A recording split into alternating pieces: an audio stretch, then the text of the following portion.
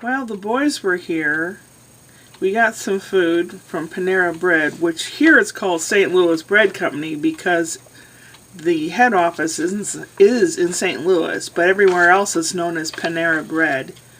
Brian used to work there long ago, and when we went in to get some food, we were going to take it over to my mom's and we were all eat together. When we went in there, Brian's old supervisor was there, and he reminisced a little bit, and I think we got a nice deal on our lunch. And that was nice. Brian footed the bill for Scott and Marley to come and plan this whole thing. And it's nice when something nice happens back to someone that put out so much effort. He's a planner. But we bought some food and got Mom some cheddar broccoli soup, which she liked. And we took it over to Mom's.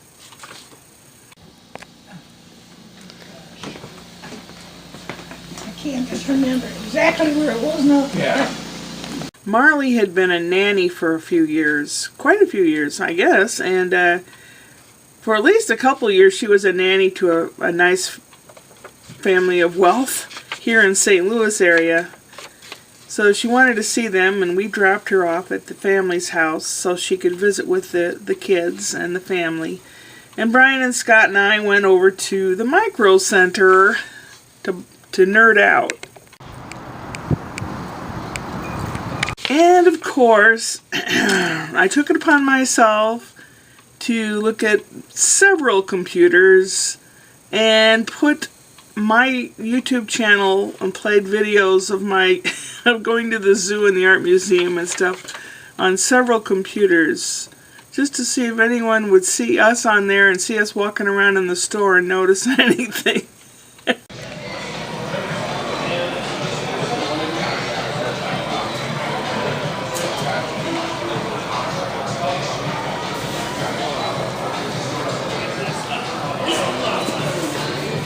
And the guys were looking around at parts and hard drives and things like that.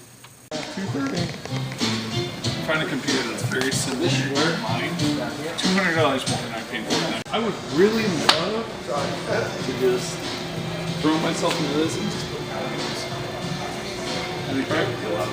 You guys want to head out? On our way back to pick up Marley, a turkey flew right in front of the car. A wild turkey in this rich neighborhood. How weird is that? Well, we picked up Marley, and then we saw this car on the way home. You're around the community. And for dinner, I fixed mashed potatoes, broccoli, and roast beef with gravy. And we all had a nice supper, and we sat around for a little bit, but we had to get they all got packed up, made sure they were all packed, and then we sat around and talked for a while. And had to go to bed early. Scott's and Marley's flight was at 6 or something this morning. It was early. And Brian's was in the afternoon. Brian said he couldn't sleep, even though he's the one that tells everyone to go to bed, go to bed. So that was accomplished. Early this morning I got up and had coffee going and breakfast made as they were coming out. And then we took Scott and Marley to the airport and went home, and Brian had a nice talk with me. Brian and his talks. He's a planner. He says I'm a dreamer. He says Scott and I are dreamers, and he's a planner, and he's a realist. And I feel like I'm being lectured by a dad or something, you know. But he's trying to give me a game plan, basically, for getting my butt in gear and getting stuff done around here. He says, Mom, if you're really interested in moving out there near me, he said, you got to get rid of 90% of the crap around here in this house. You're not taking it with you. He said, when I come out, we're going to get a great big dumpster. And you've already got to have your things whittled down to what you're going to take. And he starts pointing out things that I'm not going to take. All those movies over there, points to the shelf of my movies. You're not taking those. It's just all that crap. It's just too much crap. You can look that up online. I think, no, some of that stuff is foreign movies. I am not. I went through a lot of trouble to get those movies. I don't just have any old movies. The ones that, I don't watch them very often, but they're the ones I want to watch. Oh, and the CDs, and there's like a dozen CDs. That's not going to kill something. A dozen CDs and those DVDs. But, true. As I've said many times, I look around here and at the desk here, and I'd say 90% of it could disappear and it wouldn't matter.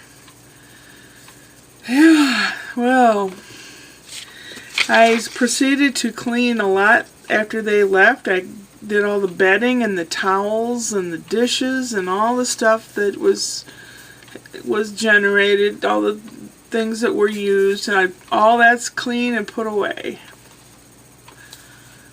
And that's the kind of motivation, that's the kind of thing I need to do all the time, every day. Brian said, you wanted to work on your musical. He says, set aside an hour a day as if you're going to a job, and that is your job.